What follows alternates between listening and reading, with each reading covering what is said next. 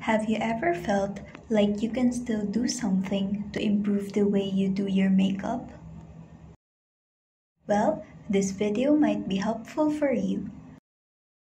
In this video, I will be sharing 10 makeup tips and tricks so that every day will be a good makeup day for you. In this video, I will also be featuring affordable makeup products. Most of these products are also very accessible if you're in the Philippines. Links to blog reviews are in the description. I hope you check them out as well. Alright, let's start. First tip, applying concealer before foundation.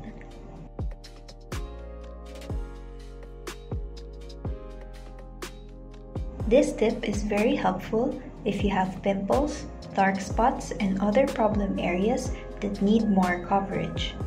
If you need a corrector for your under eye area, you can apply that too before foundation. The idea is you are focusing on the areas on the face that need more attention rather than going straight to applying a thick layer of foundation on your face. You'll find that when you do this, you'll be using a lot less foundation than you normally would.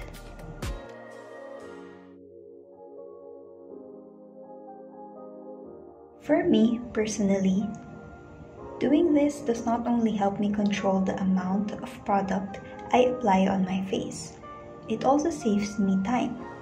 There are some days that I just apply concealer and just skip the foundation altogether, since all the problem areas are already covered.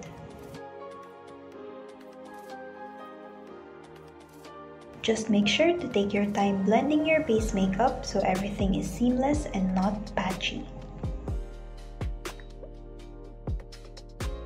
Next tip, using two powders to set the face.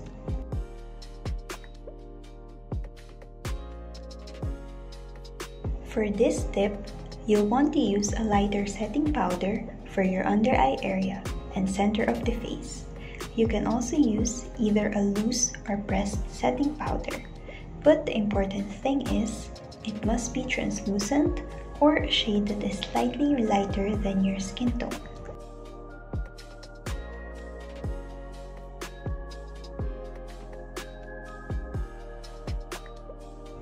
Then, the second powder must match your skin tone. You're going to use this powder to set the rest of your face. I personally use a powder foundation for this step. Using two different powders adds dimension to your face and helps you avoid looking flat and lifeless. Now, your face is set and you have avoided the flat pancake face. For this next step, let's talk about the zones of the face. First up is the T-zone. You can apply highlighting and brightening products to this area to bring out the center of the face.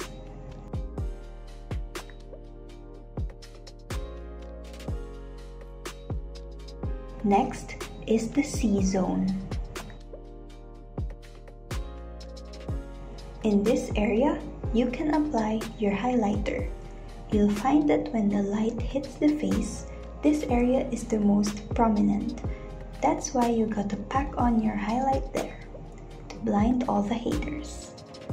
Up next, the apple zone.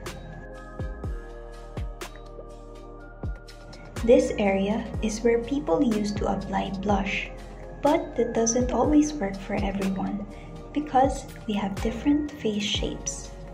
That's why it's better to just use it as a guide to help you apply blush better. We'll talk more about blush placement later. And lastly, the U-zone. This area actually looks more like an inverted U, where you also apply highlighter. You can also contour on top of this area to enhance your lips and bring out the chin. Next is a tip that I'm sure you've already seen in my videos before, using cheek products as eyeshadows.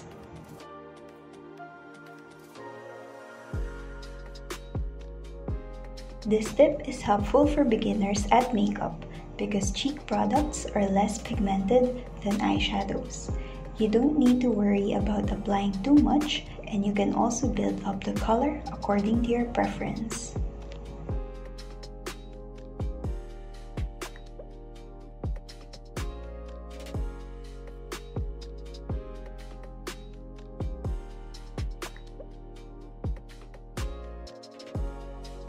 This also helps lift the burden of trying to match your blush to your eye look because you already used your blush on your eyelids too. It saves you money and time as well.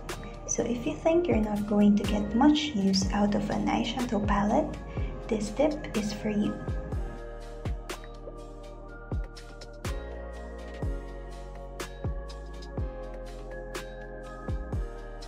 Lastly, this tip is also really helpful if you're traveling. So instead of bringing a separate palette, you can just bring your cheek products with you and not bother with those huge palettes anymore.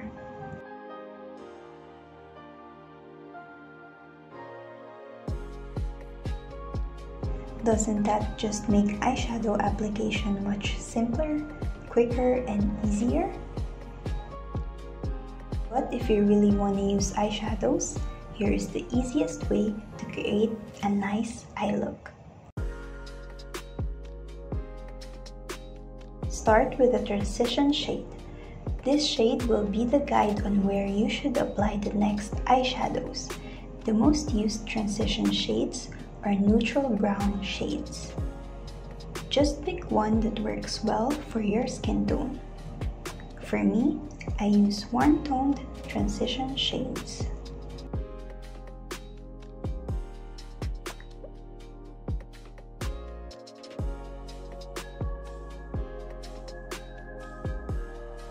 Next shade is a darker brown shade for the outer corners and the crease. If you're just starting out with makeup, don't use a shade that is too dark. Also, make sure that you're not just placing the eyeshadow on these areas without blending. Then we'll use a shimmery shade on the lids. Make sure not to apply this shade on the outer corners and up the crease. To complete the eye look, use a highlighting shade on the brow bone area and on the inner corners of the eyes. If this shade is not on the palette, you can just use your face highlighter. And of course, blending is key for the eye look to be seamless and more professional looking. Now, let's talk about different uses for your face mists.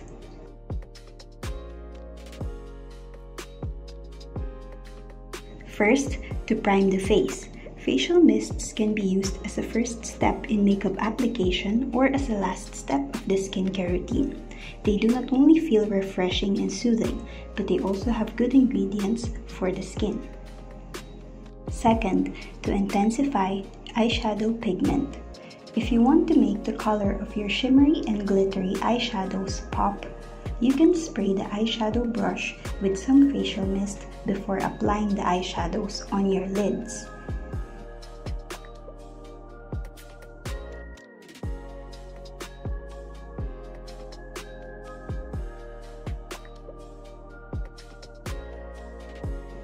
And here you'll see the difference this step makes.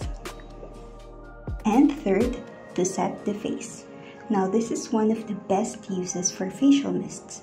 After doing your makeup, spray some facial mist to get rid of the powdery look and feel, and to give the skin a nice refreshed glow. Let's talk about blushes in this next section. First, let's apply blush to suit our natural face shape. You'll find diagrams online that will guide you on where to place your blush according to your face shape. I personally have a square-shaped face, So I'm applying blush right on the apples of my cheeks, and then I'm blending upwards toward the ears. Knowing where to place your blush is necessary because sometimes blush can make or break your look. Next, we'll do the drunk blush look.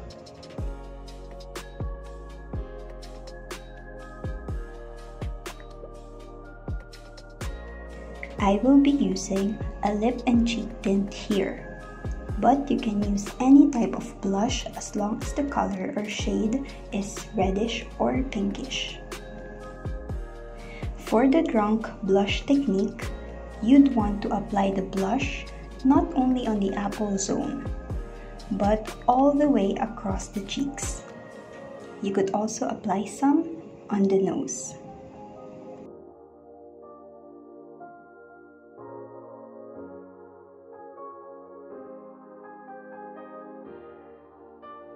And don't worry if you think you applied too much. You can use your powder brush to blend it so it looks more natural.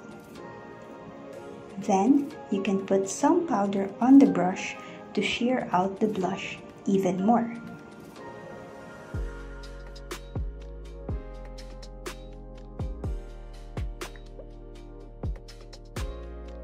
I just think the drunk blush trend works better if you're not wearing a lot of makeup. Next, let's use blush to sculpt our face. You can use a blush shade that is close to the shade of your contour powder or bronzer to sculpt your cheekbones. This tip is perfect for people who are not big fans of pink and red blushes, or for those who are unsure about where to put their blush. Just apply the blush slightly above where you put your contour and blend towards the cheeks, so the color is concentrated only on the outer cheeks. Let's now achieve a sun-kissed look with our blush.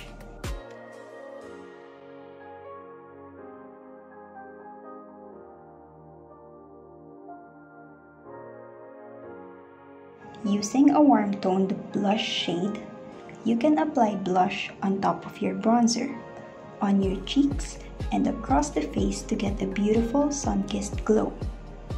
The blush shade should be more orange or bronze-toned than pink because we want to achieve a bronzed look. I personally prefer this over the drunk blush trend because this looks more natural and flattering on my warm-toned skin.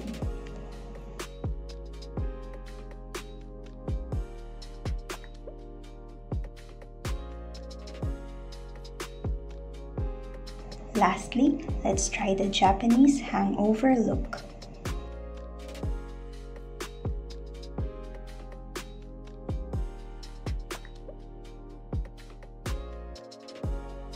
This is similar to the drunk blush look, except for this one, we are applying blush directly below the under eye area. I'm first using a tint, so I have a guide on where to apply the powder blush. Here I'm not blending the blush outwards, so the color is concentrated on the inner and center part of the cheeks. Then, I'm applying powder blush on top. Here I'm using a mauvey pink blush so the color is not too bright and unnatural looking.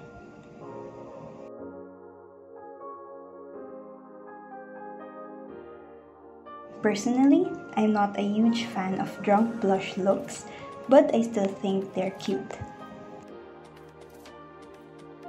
Next, lining the lips. While the trend of overlining the lips has taken over the whole makeup world, it might not work for everybody. So, instead of overlining the lips, you would want to line them according to your natural lip shape. I personally have a bigger or wider top lip, so I'm slightly overlining my bottom lip, but not my top lip. I'm also blending inward so I'll not have a sharp line left when the lipstick wears out. Now that we have a guide on where to apply our lipstick, we can easily apply our chosen lip color. Moving on, I learned this very useful tip to mattify and prolong the wear of lipsticks using baby powder. After applying the lipstick and letting it set, I'll blot the lips with facial tissue.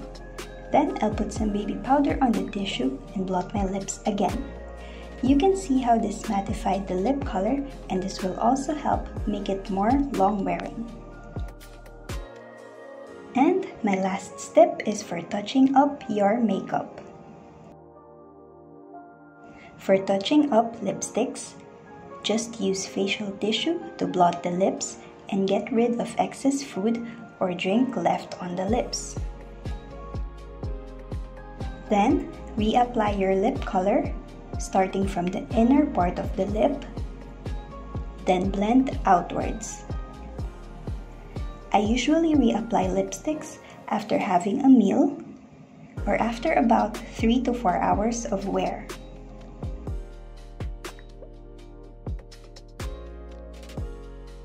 For touching up face makeup, I also use tissue to blot the face first.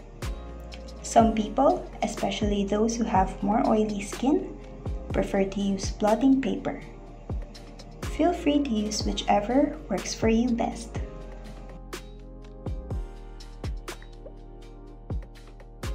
Then, to touch up, I just take a face powder with no coverage and use a sponge to pat on some powder on areas where my makeup wears off or gets patchy. You can also use a powder foundation with some coverage if that works better for you.